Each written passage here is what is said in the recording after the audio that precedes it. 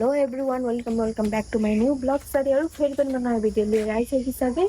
अनि साथीहरू म चाहिँ एकदमै सन्चै छु अनि हजुरहरू पनि सन्चै हुनुहुन्छ होला भन्ने आशा छ मलाई। अनि साथीहरू आज पनि हामी चाहिँ फेरि अर्को खेतमा धान रोप्दैछौँ है। अलिक छेउमा देखाउँछु ल साथीहरू, लेट्स सी। म चाहिँ भाँडामा भात पकाउनु पर्ने भयो। आज चाहिँ धेरैजना खेताला हुनुहुन्छ नि त। अनि म र मेरो बहिनी चाहिँ भाँडामा भात पकाउँछु। मामु चाहिँ मम्मी चाहिँ बिउ बोक्छ नि त। अनि त्यही हो। अनि कति भात पकाउने खाना पकाउने भनेर मम्मी चाहिँ भात दिनको लागि आउनुभएको छ। अनि आज भाँडा बनाउँदैछ मम्मीले। साथीहरू अब चाहिँ म भिडियो गर्न भ्याउँदिनँ किनभने 10 बजे हाम्रो खाना दिनुपर्ने हुन्छ। सो त्यही हो।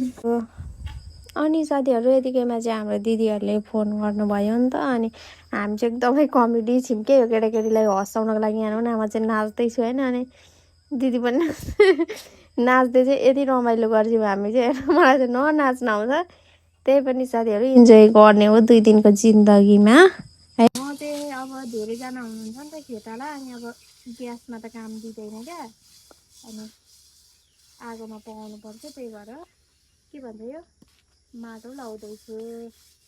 भरे मार्दाखेरि कस्तो गाह्रो हुन्छ क्या, त्यही भएर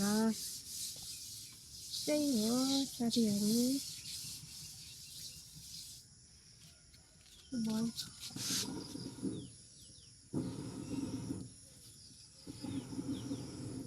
अनि साथीहरू म चाहिँ सब्जी पकाउन आँट्दैछु। आगोमा पकाउनु पर्छ नि त, त्यही भएर त्यस्तै छ गाउँले जीवन साथीहरू। आज चाहिँ हाम्रोमा धान रोप्नु पर्ने छ, त्यही भएर हो। अनि खेताला पनि धेरैजना हुनुहुन्छ, 1 बिघा रोप्ने हो नि त।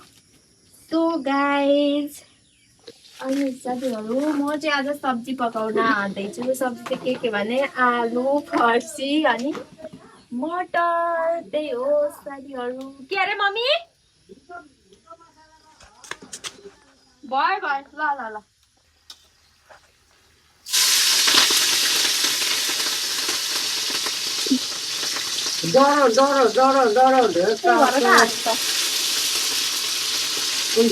कतिको हालेको छ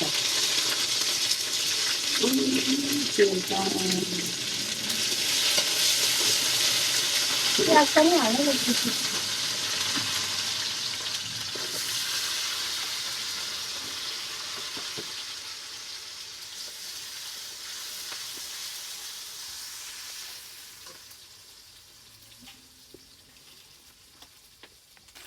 अनि त्यस पछाडि सब्जी पाक्दैछ अनि टमाटरको अचार पनि बनाएँ। अनि साथीहरू हाम्रोमा चाहिँ धान काट्ने धान रोप्ने मान्छे 2 जना आन्टीहरू जुठो बार्नु भएको छ नि त। वर्ष दिनको कसैको घरमा खाना खानु हुन्न नि त। अनि उहाँहरूलाई चाहिँ हामीले एप्पल काट्दैछौँ। म एप्पल काट्दैछु। कस्तो भिडियो आएन क्या, त्यही हो। अनि स्याउ काट्दैछु म साथीहरू।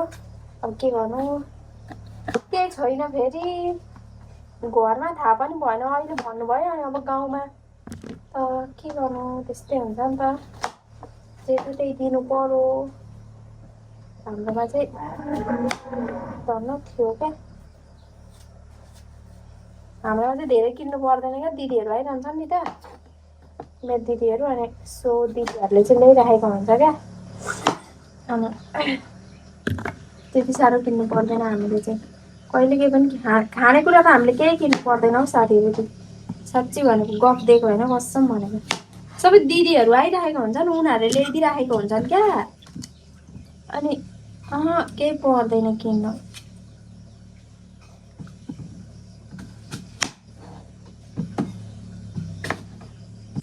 अनि त्यस पछाडि साथीहरू मेरो अचार पनि रेडी भयो। छोपछोप हालेँ होइन। अनि त्यस पछाडि सबैजना खेतालालाई बोलाएर खानासाना दियौँ। मैले चाहिँ खाना दिएको भिडियो गर्न पाइनँ किनकि म एक्लै थिएँ काम गर्ने।